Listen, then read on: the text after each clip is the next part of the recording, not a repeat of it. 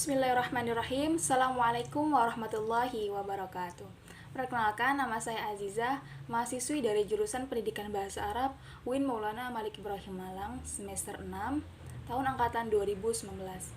Nah, di sini saya akan menjelaskan tentang Learning Management System. Nah, sebelum ke bahasan sebelumnya, saya ingin bertanya apakah teman-teman pernah mendengar sebelumnya tentang Learning Management System? Atau baru sekarang mendengarkannya? Oke, kita lanjut mengenal apa itu Learning Management System. Learning Management System merupakan sebuah istilah yang biasa disingkat dengan LMS. Pastinya sering kita dengar akhir-akhir ini, terutama selama ada sistem pembelajaran secara jarak jauh di masa pandemi COVID-19 ini. Jika kita perhatikan dengan baik, sistem pada pembelajaran LMS, metode pembelajaran yang satu ini memang berkaitan dengan sebuah pembuatan silabus tentang belajar, menyajikan materi, dan mengelola pembelajaran dengan cara online. Kemudian, sistem yang disebut-sebut sebagai LMS, learning ini memang dirancang khusus supaya lebih memudahkan para guru selama pembelajaran jarak jauh seperti ini. Tidak sebanding dengan kepopuleran namanya, kita masih akan begitu minim menemukan penjelasan mengenai Learning Management System. Masih banyak para pengajar yang masih tidak mengetahui tentang Learning Management System ini. Baiklah teman-teman, pembahasan selanjutnya yakni pengertian tentang Learning Management System. Pengertian dari Learning Management System atau LMS secara umum merupakan sebuah perangkat lunak yang khusus dirancang guna untuk melakukan distribusi, membuat, dan melakukan pengaturan terhadap konten pembelajaran. Sistem yang dirancang ini diharapkan untuk bisa membantu para pengajar, terutama guru, untuk dapat merencanakan dan melakukan pembuatan silabus, mengelola bahan untuk pembelajaran, mengelola aktivitas belajar siswa, kemudian mengelola nilai para siswa, merekapitulasi absensi para siswa, kemudian menampilkan transkripsi nilai para siswa, dan mengelola tampilan untuk e-learning. Melalui learning management system, para guru akan lebih dipermudah membuat sebuah konten belajar secara online, pelaporan, perencanaan, sampai dengan dokumentasi. Guru juga dapat lebih memanfaatkan konten yang berbentuk digital, e-book, artikel, suara, video, animasi yang dapat menarik perhatian. Dengan cara seperti itu, maka pembelajaran tersebut akan lebih menyenangkan bagi siswa. Nah, teman-teman, selanjutnya pembahasan tentang manfaat melakukan pengajar lewat Learning Management System atau LMS. Pada saat ini, seorang guru dituntut untuk mampu memahami sistem pembelajaran secara daring. Sebuah sistem yang biasa kita kenal LMS terbaik yang memang dikembangkan guna mengelola dan memungkinkan kolaborasi antara guru dan muridnya. Nah, dengan adanya LMS ini bukan hanya memudahkan guru dan siswa dalam melakukan sebuah pembelajaran jarak jauh. Lalu, apa saja manfaat mengajar menggunakan Learning Management System ini?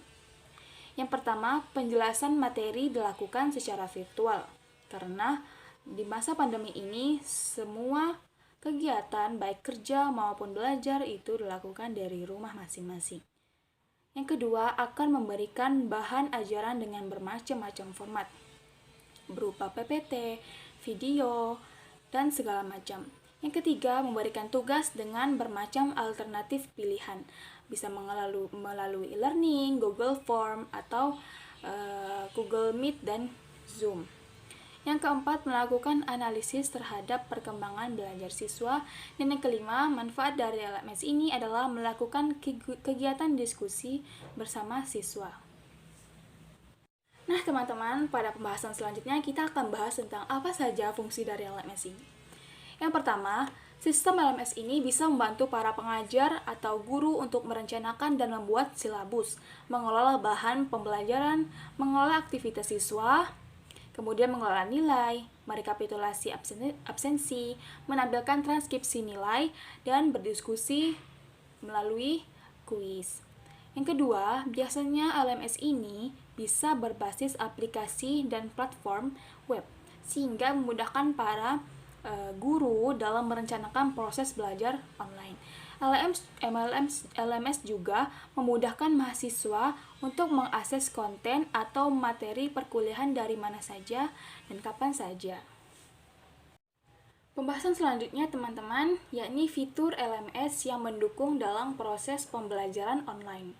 Sebuah aplikasi LMS yang sudah memiliki lisensi biasanya mempunyai berbagai fitur yang unggulan.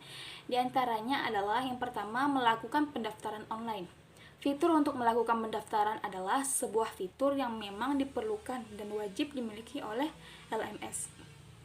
Dengan adanya fitur ini, nantinya para siswa akan bisa melakukan pendaftaran dirinya sendiri dengan cara online melalui halaman LMS ini, dan bisa melihat silabus yang sudah dipersiapkan oleh para guru masing-masing.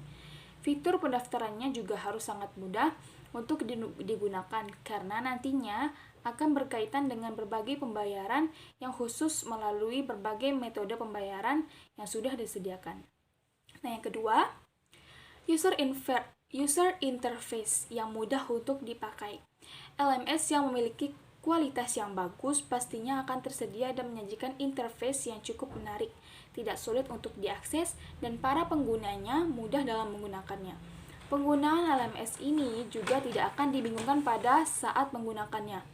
Bagi penyedia LMS, untuk fitur antarmuka yang menarik perhatian juga mampu memberikan kesan estetika pada halaman web LMS sehingga mampu untuk bisa menarik para calon penggunanya yang baru. Selanjutnya, kelebihan dari menggunakan LMS. Yang pertama, para murid dapat memanfaatkan paket datanya untuk mencari sebuah pembelajaran yang memang sesuai, sehingga nantinya siswa tidak perlu dikhawatirkan tertinggal dalam mata pelajaran dan tidak membutuhkan biaya yang mahal supaya mendapatkannya. Yang kedua, siswa mempunyai alternatif internet yang dapat dipakai sebagai media pembelajaran mereka dan dapat dijadikan acuan untuk mencari sebuah referensi materinya. Sehingga nantinya materi tidak hanya dapat dari buku tetapi juga dari internet. Yang ketiga, pengajar dapat menyampaikan sebuah materi dengan cara yang berbeda-beda. Lewat e-learning, penyampaian berbagai materi akan lebih terasa inovatif dan kreatif, dan siswa akan lebih begitu paham dengan mencari materi tambahan yang ada di internet. Yang keempat, untuk kegiatan belajar mengajarnya akan menjadi lebih efektif, entah itu dari segi waktu maupun lokasinya. Yang kelima, guru bisa cepat mengumpulkan, mencari, serta menyampaikan sebuah konten belajar pada siswanya. Yang keenam, memberikan kemudahan untuk para pekerja akademik di dalam mengelola dan melakukan pengolahan data administrasi kelembagaan menggunakan jaringan internet. Nah, itu dia kelebihan dari menggunakan LMS. Baiklah, pembahasan selanjutnya adalah tentang kekurangan dari LMS atau Learning Management System. Yang pertama, untuk mengakses LMS dibutuhkan koneksi internet yang stabil dan bagus. Jika tidak, proses pembelajaran melalui LMS pun akan terhambat. Yang kedua, kurang bisa menerapkan interaksi secara real time antara guru dan siswa. Misalnya, apabila ada siswa yang bertanya kepada gurunya hari ini, sementara guru tersebut baru online besok, maka jawaban dari guru tersebut baru bisa diterima siswa pada keesokan harinya. Dan yang ketiga, membutuhkan perangkat penunjang seperti komputer, kemudian laptop, dan smartphone untuk menggunakan aplikasi dari LMS atau Learning Management System ini. Baiklah teman-teman, kita sampai pada bagian terakhir pada materi kali ini, yakni contoh dari Learning Management System.